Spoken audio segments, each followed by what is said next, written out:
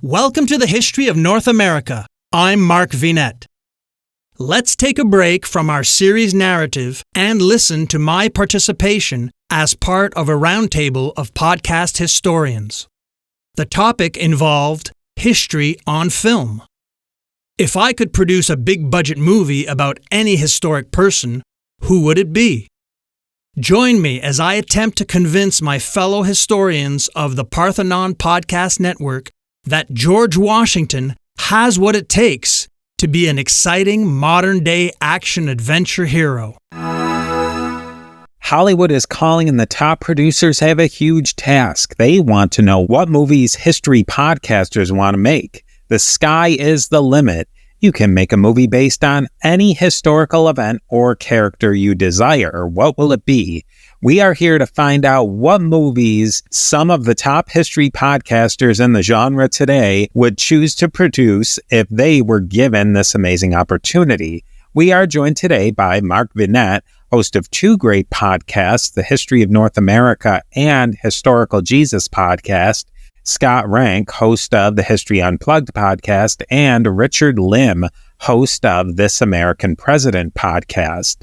So we'll go through each one of our podcasters is going to make their pitch for their movie and describe it. And then as any good pitch meeting will go, the rest of us will try to pick all the faults in their particular choice of movie. So we're going to start off today with our rookie and our first person to join us in the Parthenon Podcast Roundtable, Mark Vinette of the History of North America podcast and Historical Jesus podcast.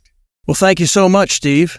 If I could produce a movie about any historic event or figure, what or who would it be? Gentlemen, I give you George Washington. Woo! There's never been... Yep. I know I'm stepping a bit on your toes, Richard, and I hope you don't mind. No, all good. There's never been an A-plus Hollywood production on Washington, similar to the film Lincoln, with Daniel Day-Lewis and a slew of big-name actors like Tommy Lee Jones and Sally Fields. I think Washington deserves the Steven Spielberg treatment, who directed Lincoln. Staying away from the cradle-to-grave biopic formula, I would focus instead on one particular period in George Washington's life, with flashbacks to his early adventures.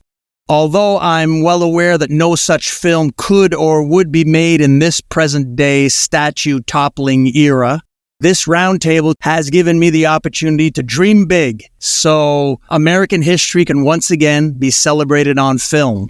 The title I would go for is simple, Washington. That's it, that's all. The plot of the movie begins and ends in Newburgh, New York, on March 15th, 1783, during the waning days of the American Revolution, with flashbacks covering the main events of 51 years of Washington's life from birth to 1783. Including the traumatic death of his father in 1743 when he was just 11 years old. In 1751, while still a teenager, he embarked on his only trip abroad when he accompanied his older, beloved brother Lawrence to Barbados, hoping the climate would cure his brother's tuberculosis. Washington contracted smallpox during that trip, which immunized him, but left his face slightly scarred. Lawrence, unfortunately, died in 1752, and Washington leased the Virginia plantation Mount Vernon from his widow. He inherited the property outright after her death in 1761.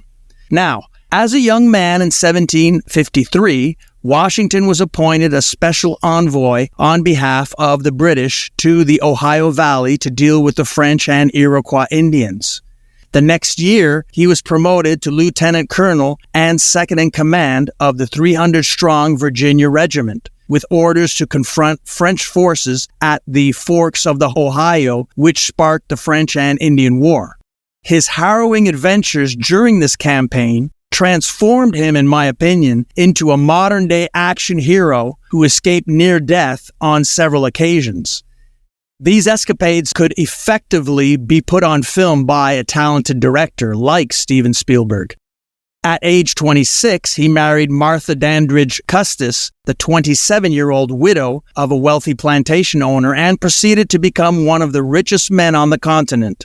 As a prominent community political leader, he participated, as we all know, in the leading up to the Revolution and was appointed Commander-in-Chief in 1775 of the colonial forces. And the rest, as they say, is well-known revolutionary history that could be dramatically captured in a thrilling, action-packed popcorn flick.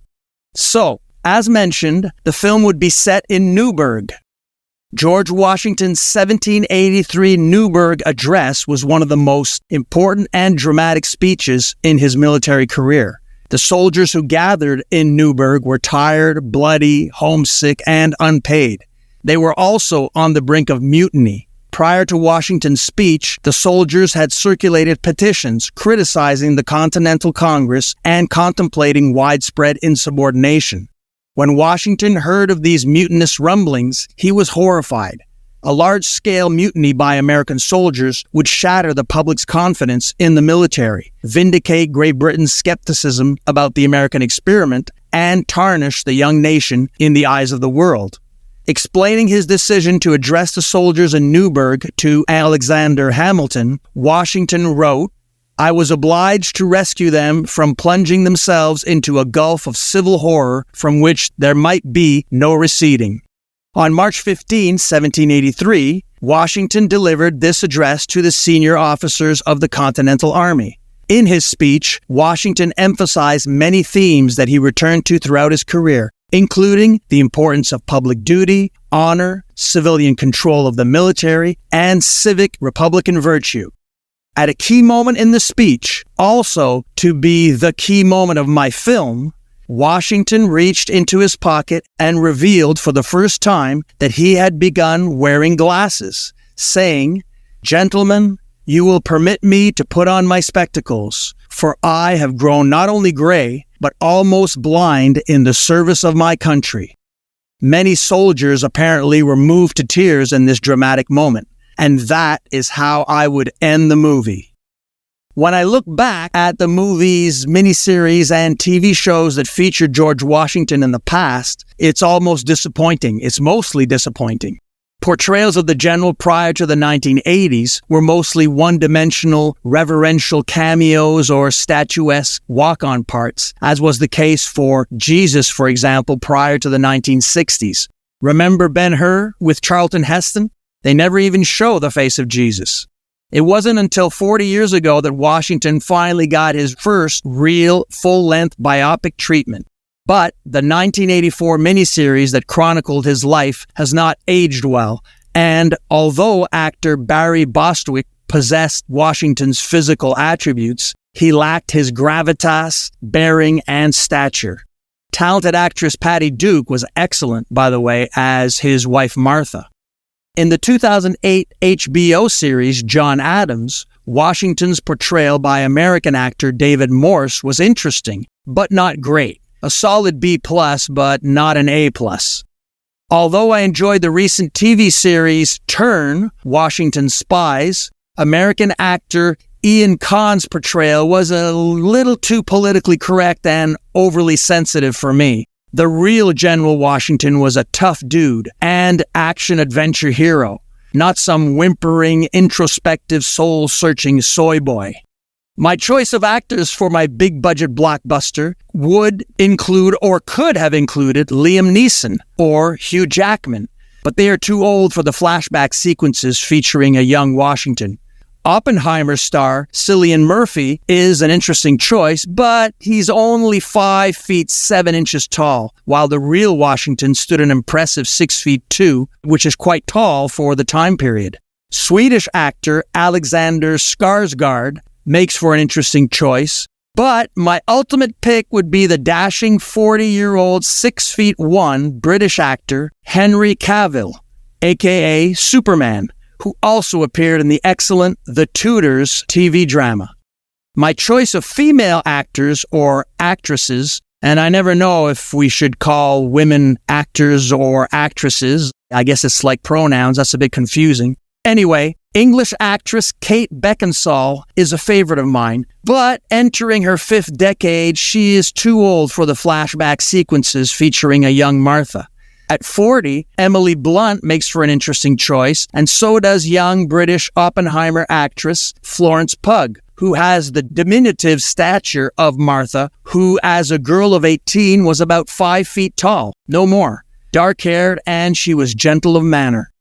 Emma Watson of Harry Potter fame may not have the acting chops to pull it off, but I always find her easy on the eyes. My ultimate pick, however, is the talented British actress of Game of Thrones fame, Emilia Clarke, who I think would make a wonderful wife to the father of the American nation. So there you have it, gentlemen. Oh, and by the way, I would hire Richard Lim as the film's historical consultant. I appreciate that.